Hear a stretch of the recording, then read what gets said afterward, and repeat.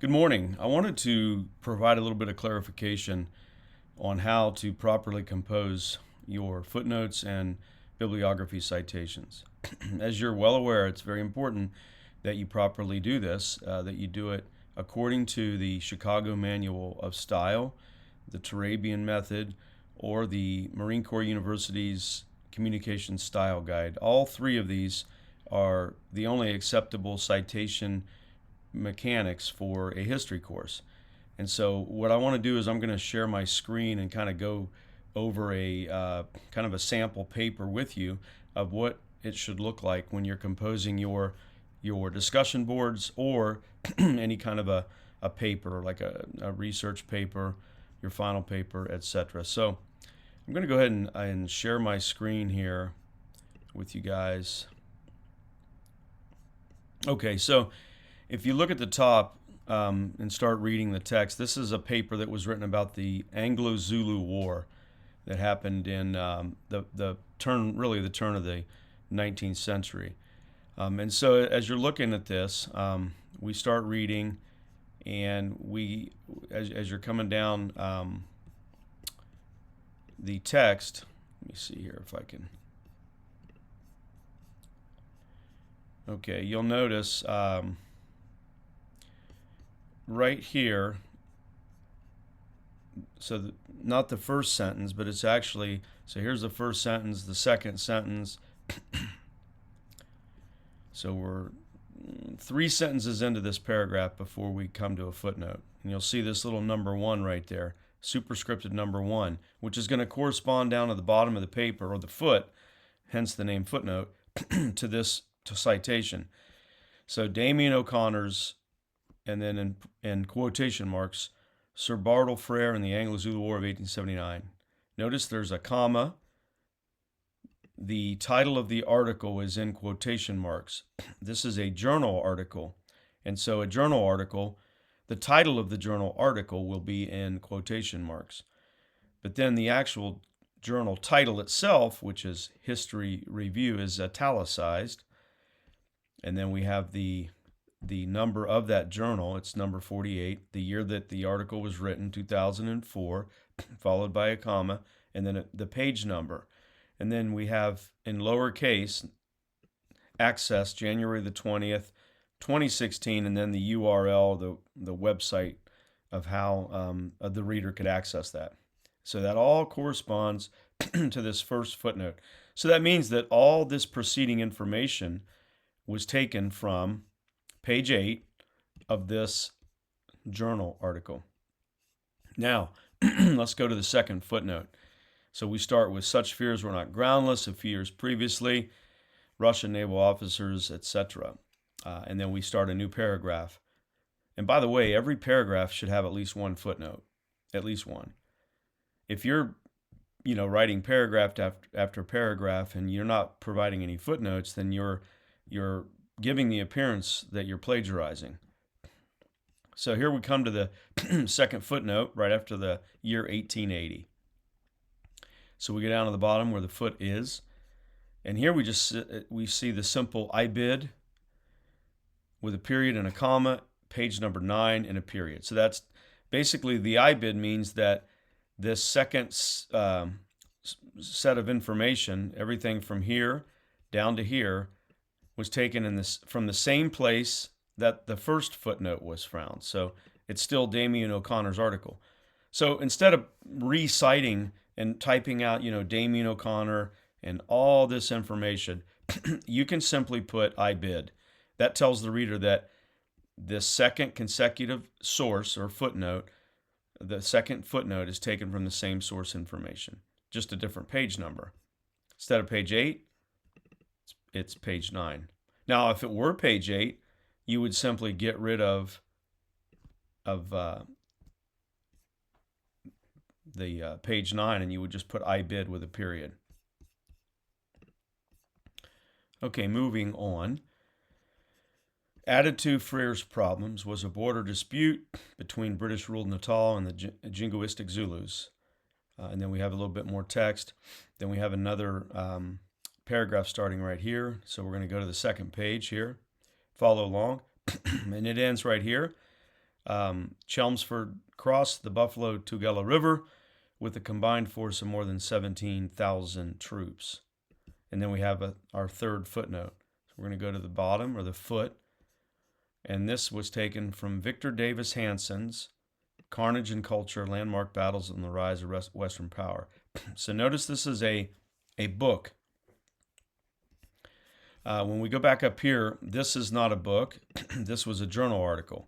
There's a difference in the way they're cited. For a book, we're going to have the author's first and last name. In this case, he has a middle name, Victor Davis Hanson, so we're going to put that in there. If we go back and compare to this one, again, for footnotes, the author's first name, middle initial or middle name, then last name, and then a comma is the way it works for a footnote, whether it's an article, a book, whatever. So it's first name, last name, comma. Book title is in italics. Book publishing information is in parentheses. Place of publication, New York. The publisher is Anchor Books with a comma. The year of publication, 2002. End parentheses, a comma. And then 5691. Now, yeah, that's obviously not the page number for a print book. This is an electronic book. And so you're going to add that information there. Kindle. This is the location number of that ebook, 5691. Now, let's go back up. And right after that, footnote 3, we have another sentence. Chelmsford's center column attacked the camp of a Zulu chief named Sihio and destroyed it. And then we have another footnote, number 4. So we're going to scroll down to the bottom, the foot, and this was taken from Mike Snook's book, Like Wolves on the Fold, The Defense of Rourke's Drift. So notice the similarity between footnotes 3 and 4. Two different books, two different authors, but the format is the same. First name, last name, comma, italicized book title, and then publication information in parentheses, followed by the page number or numbers. Let's go back up and look at footnote number 5. On January the 22nd, a force of some 20,000 Zulus attacked and massacred nearly all the British 24th Regiment near a hill called Islandwana. So footnote 5. Now, notice this is one paragraph, and I've already got like 3 footnotes in it. It's okay to do that. I would rather you footnote every single sentence than you give the appearance of plagiarism. So let's go to footnote 5. So this is also taken from Victor Davis Hanson's book up here. We don't need to write this entire citation out again. We can just put his last name, comma, a short abbreviation of the full title. In this case, anything before the colon, so Carnage and Culture, comma, and then the location in the e-book. In this case, it's location 5,338 with a period. Now let's go back up to footnote number 6. And so later that's really the from here to here. I'm not going to read all that for the sake of time, but the very last footnote is 6. And that one's taken from Ben Johnson's Timeline of the Anglo-Zulu War, Historic UK. So this is a website, and so it's not a book, it's not a journal article, it's not a magazine. So we're going to put the name of the article in quotation marks. We're going to list the website, and then we're going to put the date that we accessed it, and we're going to give the website right here. So 6 footnotes on this short example. Now, how would these footnotes compare to their bibliography citations? So let's do that. Let's go to the bibliography page. So we really, for this example, we really only consulted 3 sources. Excuse me. Victor Hanson's book, Ben Johnson's website article, Mike Snook's book. So you'll notice the difference in the bibliography citation for Victor Davis Hanson's book versus the way it looks in a footnote. So here we have his first name, middle name, last name with a comma, the title, and then the publication information is in parentheses. That's fine for a footnote. But for the bibliography citation, it's his last name, comma, first name with a period, the title of the book, italicized, a period, and then no parentheses, the publication information and the date of publication, period, no location or page number. But I am going to put Kindle down to let everyone know that that's an electronic book. And you'll notice that the second line of the citation has been indented to the right from the left margin for about a half an inch. You're going to want to do that for all your bibliography citations, not footnotes. The Johnson article, Timeline of the Anglo-Zulu War, would look like this. Again, our author's last name, first name, period. The article title in quotation marks. The website listed with a period. And then notice that the word accessed is capitalized this time versus here, where it's not. So we still the same date, access January 20, 2016, period. Second line of the citation is indented from the left margin half inch. Third line of the citation, again, follows the second line, indented from the left margin half an inch. Then we come to Mike Snook's book. Let's look at that.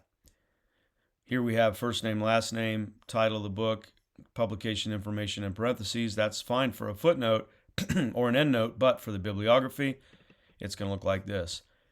Author's last name, first name, period, book title italicized, publishing information, no parentheses, and no page number. So hopefully something that I've told you this afternoon, or this morning rather, made some sense, and you can use this information to properly compose bibliography footnote citations. But you can't do it unless you use the reference guides, whether it's Turabian, Chicago Manual of Style, or the Marine Corps University's Communication Style Guide. So I hope something I showed you helped.